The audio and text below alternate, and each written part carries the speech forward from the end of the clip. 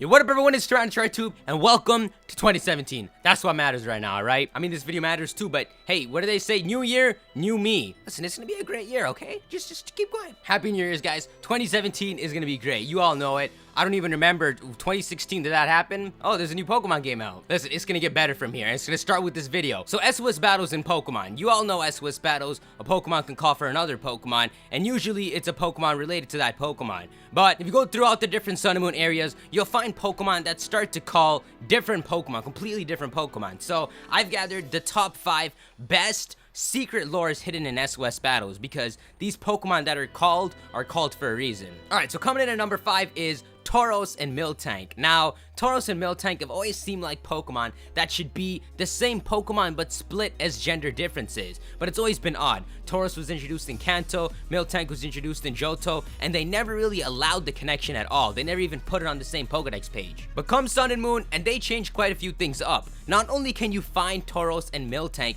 but as counterparts in this game, so one would be found at night and one would be found in the same area at day, but they can actually call for each other in battle. You can weaken a Tauros enough and it'll cry out and a Miltank will appear, or you can beat up a Miltank enough and a Tauros will come help it. Tauros and Miltank have naturally come together in this region, and when you look at their Pokedex, they're actually grouped together as well. Look at their typings, they're both pure normal type Pokemon, and look at their stats, and they actually look like the Nidoking and Nidoqueen of some sort of pre-evolution. Look at that. Tauros is just a bit more faster and strong, and Miltank is beefier and more defensive. But their stats overlap so perfectly, it seems like these are just gender-split Pokemon that have just split so far apart in other regions, and they've finally been brought together in Alola. And with these SOS battles, it's pretty much confirmed. Miltank is a freaking Tauros. Coming in at number 4 is Sableye and Carbink. Now, you might have run into these Pokemon in the game, but a Carbink will actually call for help if you weaken it enough, and the Pokemon that answers its cry is its predator, a Pokemon that's after its jewels, a freaking Sableye. This Sableye will appear and start attacking the Carbink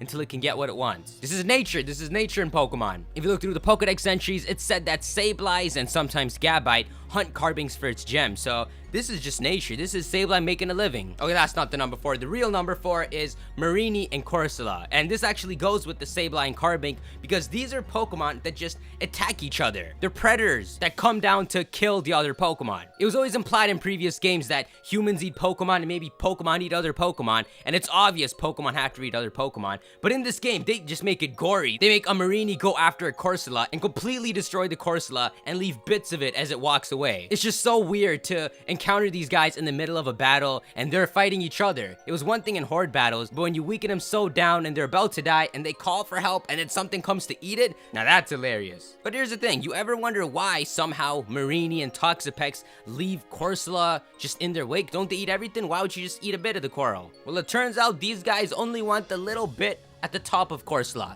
So they hunt these guys down, take their victory bite, and just leave. That's the secret lore you wanted to learn. Okay, it gets better, but it's still in the sea life. Coming in at number 3 is Liu Minion and Tentacruel. Now, for some reason, when you're beating up a Tentacruel enough, the Pokemon that'll come to help it is a Liu Minion. And this is the most confusing thing ever because Liu Minion is a wimpy Pokemon. Tentacruel is the real beast. What's going on here? Well, I put a bit of research and I think I've come to a cool conclusion. So here's the thing. If you study Liu Minion's Pokedex entries, for one, it lurks on the sea floor of the ocean and it has this little light just like Lantern. In fact, I think some of its entries actually say it's fought with Lantern before. But as it lives on this ocean floor, the Pokemon that it's looking for most is Starmie and Staryu, who actually talk about it again in their Pokedex entries. This Pokemon gets nibbled on by Liu Minion and others. Thanks to its red core, it regenerates fast, so it's unconcerned by their snack attacks. Infinite food! Liu Minion, you're a genius! Well, anyway, what we're saying is Liu Minion keeps going after this red light, and sometimes it ends up with a Tentacruel. What, can you come up with a better answer? Listen, if you thought the last one was a mystery, moving on to number 2, this is the real mystery. Listen, sometimes you can find Pokemon in the wild, and they call for some just random Pokemon, so you don't worry about it. Like, for example,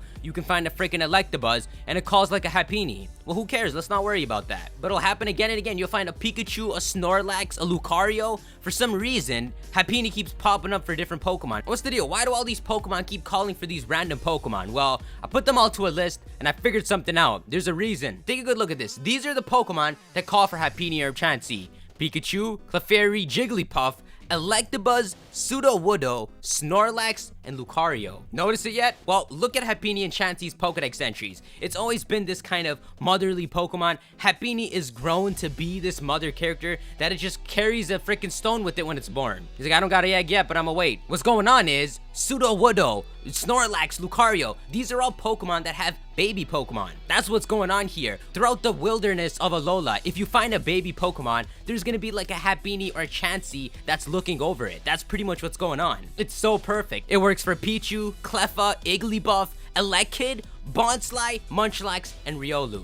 And the reason this is so funny is it doesn't work for Magby. And it's probably because Magby has that flame body ability, so Chansey just stays the hell away from that. That's why I call this one Chansey and Eggs. Chansey, this Pokemon that everyone has trouble spotting in the wild, is secretly looking after all the baby Pokemon. You the man, Chansey. You the mom. Alright, here we go. Coming in at number 1 is the real big one, alright? This thing's been out here for 20 years, and it's finally been addressed. Cubone and Kangaskhan. Now, if you haven't heard that before, this is gonna blow your mind, but you can find, you know you can find Cubone in the wild. What happens if you push a Cubone enough?